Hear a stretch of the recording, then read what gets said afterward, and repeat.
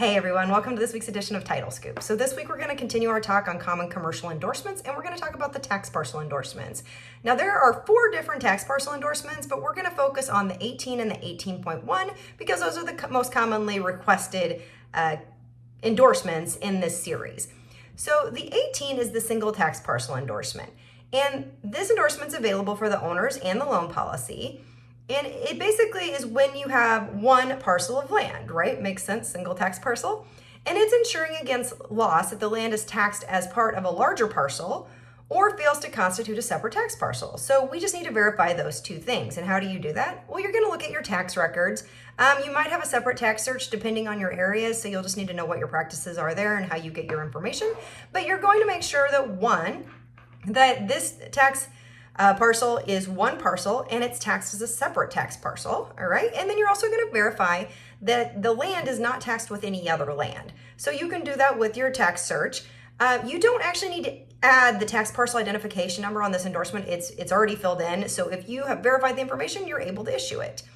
Now the Alta 18.1 is multiple tax parcels. So as you might guess, we're going to be looking at multiple tax parcels for this one. And this one also can be issued on the owner's or the loan policy. And it's if the land consists of multiple tax parcels. And it's ensuring against loss if the parcels are not assessed for real estate tax purposes as the tax identification numbers that we put on our endorsement. So this one we're going to fill in, that the parcels are taxed with any other land. So we want to make sure there's no other land with each tax parcel. And that if you have an easement insured on your Schedule A, so maybe you're insuring an easement as one of your parcels, that easement right will not be cut off or disturbed by a subsequent sale of taxes on the servient tenement or the servient estate, which would be burdened. So if you don't know the servient, it's the burdened parcel. So what are you going to do for this one? If you get this one, you're going to do a similar search on your tax records. So you want to make sure each parcel is taxed as a separate tax parcel. You're going to make sure that it's not taxed with any other land.